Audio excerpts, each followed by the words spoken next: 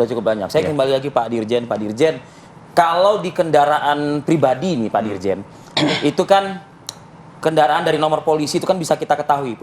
Kepolisian lalu lintas tentu sudah mengetahui gitu. Pajak mobil ini mati atau tidaknya kan bisa diukur dari plat nomor itu. Nah, kalau untuk bus seperti ini yang harus menjalankan proses KIR misalnya begitu, telat 5 bulan, tapi kita nggak tahu nih Pak, ujungnya memang di Subang. Sebelum Subang mungkin sudah kemana-mana juga begitu. Nah, dalam hal ini kan pengawasan di daerah-daerah ini kan Dishub ya Pak ya?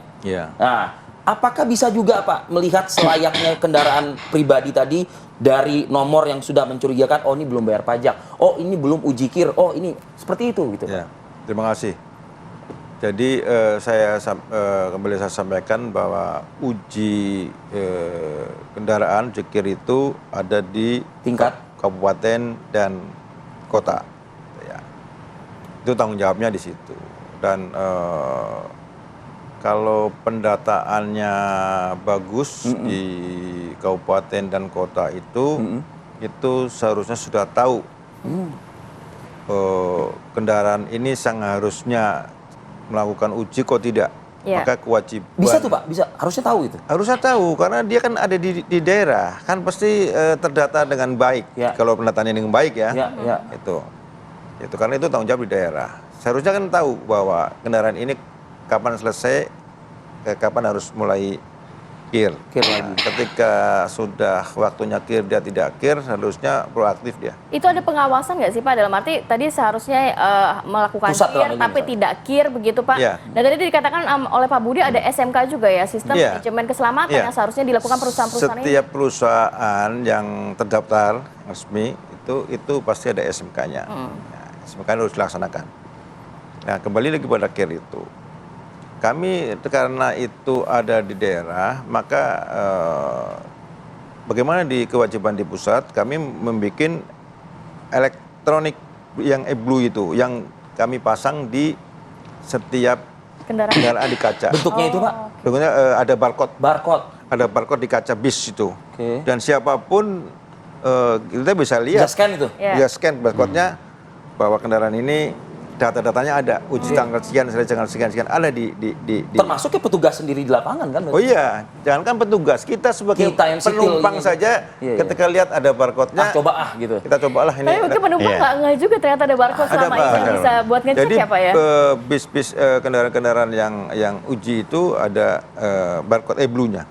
Ada, jadi bisa dicek di masing-masing. Itu antar kota, antar provinsi dan bus pariwisata? Oh semua? Semua bis yang melakukan uji KIR itu seharusnya ada. Harusnya dia itu ya? Kembali lagi kepada bahwa pengujian KIR itu kan dilakukan oleh manusia.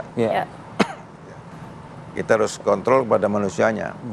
Jadi ketika dia sudah punya tanggung jawab kewajiban melakukan uji, ketika dia lalai dalam melakukan uji, harus ada sanksi yang diberikan oleh kita.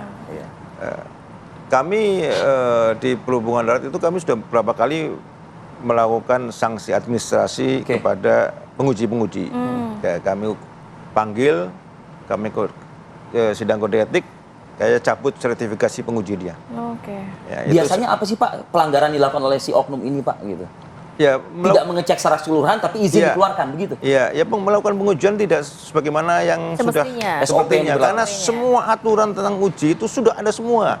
Tentang peraturan-peraturan sampai sekecil-kecilnya kayak bis angkutan eksekutif, bis-bis itu sekarang itu harus ada safety belt-nya. Itu ada aturannya. Ketika nggak ada safety belt-nya dan dia lulus uji, nggak salah pengujinya gitu. Kalau untuk penguji sertifikasi ada sanksi yang dikenakan Kementerian Perhubungan. Tapi kalau untuk si perusahaan ininya Pak, dalam arti mungkin nanti dia bisa ganti nama PO dan lain sebagainya dengan modus yang sama. Apakah juga ada sanksi yang tegas dari Kementerian Perhubungan? Kalau masalah perizinan itu sanksinya hanya sanksi administratif. Pencabutan saja? Iya. Dulu di Undang-Undang Lalu Lintas itu pasal 310 atau 173 itu kita bisa melakukan penegakan hukum di jalan terhadap angkutan yang tanpa izin. Nah, dengan Undang-Undang Omnibus Law itu dicabut karena itu adalah pelanggaran administratif di pasal 55 di Omnibus Law. Jadi perizinan tetap di antar provinsi tetap di Kementerian Perhubungan, tapi sanksinya adalah sanksi administratif. Administrasi. Ya. Tapi kalau kejadian yang sekarang terjadi ini sudah pidana, itu kelalaian di pengusahanya itu.